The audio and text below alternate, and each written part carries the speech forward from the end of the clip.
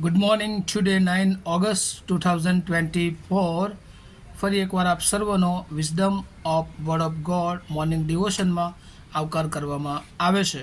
આવું આજે સવારે આપણે પ્રભુના વચનમાંથી નીતિવચનોનું પુસ્તક એનો 3જો અધ્યાય 1-10 કલમ પ્રોવર્બ્સ ચેપ્ટર 3 વર્સ 1-10 આપણે વાંચીએ ને એના આધારિત પ્રભુનું વચન શીખીએ. પ્રભુનું વચન આપણને આ પ્રમાણે કહે છે, મારા દીકરા, મારું શિક્ષણ વિસરી ન જા. તારા હૃદયે મારી આજ્ઞાઓને સંગ્રહી રાખવી, કેમ કે તે તને દીર્ઘાયુષ્ય, આવરદાના વર્ષો તથા શાંતિની વૃદ્ધિ આપશે. કૃપા તથા સત્ય તારો ત્યાગ ન કરો. તેઓને તારે ગળે બાંધ, તેઓને તારા હૃદયપટ પર લખી રાખ. તેથી તું દેવ તથા માણસોની નજરમાં સુખ, કૃપા તથા સુકીર્તિ પામશે. તારા ખરા હૃદયથી યહોવા પર ભરોસો રાખ અને તારી પોતાની જ અક્કલ પર આધાર ન રાખ. તારા સર્વ માર્ગોમાં તેની આણ સ્વીકાર, એટલે તે તારા રસ્તાઓ પાદરા કરશે. તું પોતાની નજરમાં જ્ઞાની ન થા, યહોવાનો ડર રાખીને દુષ્ટતાથી દૂર થા. તેથી તારું શરીર નિરોગી થશે અને તારા હાડકાં બળવંત રહેશે. તારા દ્રવ્યથી તથા તારા પેદાશના પ્રથમ ફળથી યહોવાનું સન્માન કર. એમ કરવાથી તારી વખારો ભરપૂર થશે અને તારા દ્રાક્ષાકુંડો નવા દ્રાક્ષરસથી ઉભરાઈ જશે. ત્યાં સુધીને પ્રભુના વચનને પ્રભુ આશીર્વાદિત કરે. આજે સવારે આપણે પ્રભુના વચનોમાંથી ખાસ કરીને જે નીતિવચનના પુસ્તકોમાં આપણે શીખી રહ્યા છીએ કે પેરેન્શિયલ ઇન્સ્ટ્રક્શન ફોર ધેર ચિલ્ડ્રન્સ, તેમના બાળકોને માટે એ માતા પિતા તરીકેનું શિક્ષણ.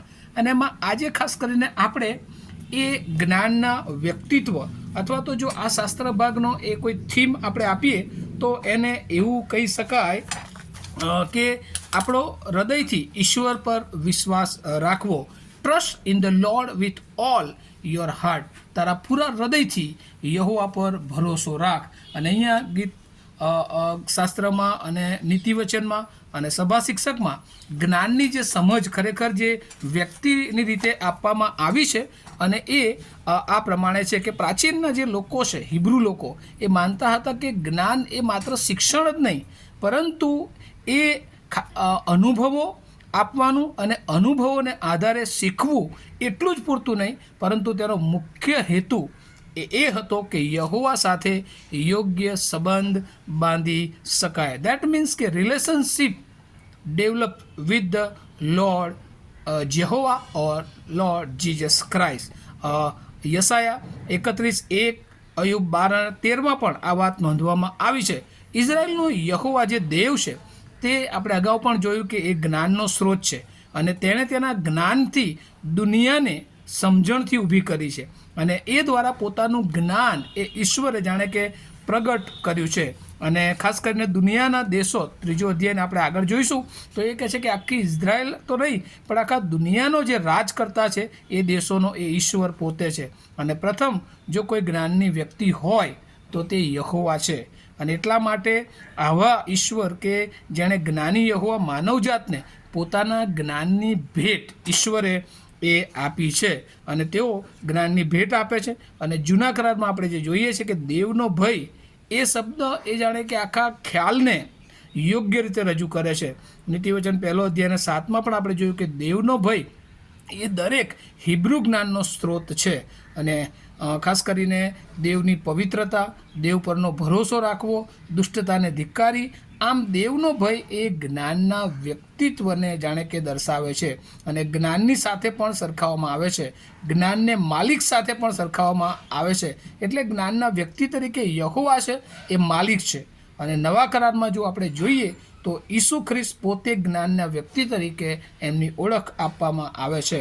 કોલોસી 1:15 અને 17માં પણ જ્યારે ખ્રિસ્તીઓ એવું સ્વીકારે છે કે ઈસુ ખ્રિસ્ત એ દેવવતી માણસને પૂરે પાડેલું જ્ઞાન છે, ત્યારે જ આપણે દેવનું જ્ઞાન પ્રાપ્ત કરી શકીએ છીએ. અને એટલે ટૂંકમાં જે જ્ઞાન છે એ હંમેશા એ આપણને વૃદ્ધિ આપે છે, પણ એ વ્યક્તિગત જીવનની વાત છે.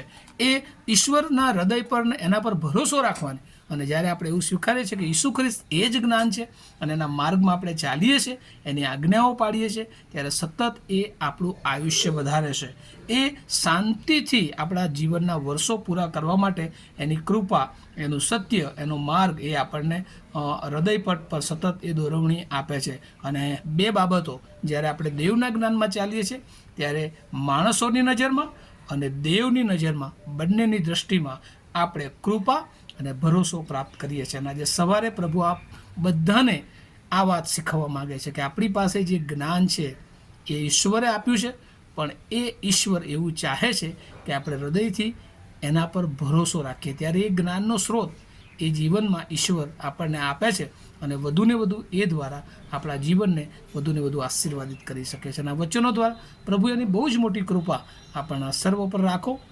અને એ જ્ઞાનનો દેવ જે આપણને મળ્યો છે પોતે જ્ઞાન છે, અને જ્યારે એના સંબંધમાં આપણે રહીએ છીએ, એની પર ભરોસો હોય છે આપણો હૃદયથી, ત્યારે એક એક દિવસ એ આપણને આશીર્વાદિત રીતે ચાલવાને માટે પ્રભુ મદદ કરે છે. આ વચનો દ્વારા પ્રભુ આપણા સર્વની સાથે વાત અને વ્યવહાર કરે. આવો આપણે પ્રાર્થના કરીએ. અમારા જીવંત અને દયાળુ ઈશ્વર, અમે તમારો બહુ આભાર માનતા સ્તુતિ કરીએ છીએ. આજનો દિવસ આપ્યો અને ખાસ કરીને જ્ઞાનના વ્યક્તિત્વ વિશે અમે શીખી શક્યા છે. પ્રભુ, હૃદયથી અમે તમારા પર વિશ્વાસ કરીએ, એ જ જ્ઞાન શીખવે છે. અને પ્રભુ, ત્યારે એવું કરીએ છીએ ત્યારે અમે અમારા જીવનના બધા જ વર્ષો એ આશીર્વાદિત અને વધારે આયુષ્યમાં વૃદ્ધિ પામી શકીએ છીએ. અને અમારા જીવનની બધી ચિંતાઓ, મુશ્કેલીઓ, પ્રશ્નોમાં પણ તમે એ જ્ઞાન દ્વારા અમને દોરો છો, કારણ કે એ જ્ઞાન પ્રભુ તમે અમારા માટે આ પૃથ્વી પર મોકલી આપ્યું છે. અને સ્વીકારીને અને પ્રભુ એ પ્રમાણે જીવન જીવવા માટે અમને સર્વને તૈયાર કરો, એવી પ્રાર્થના ઈસુ પ્રભુના નામમાં માગીએ છીએ.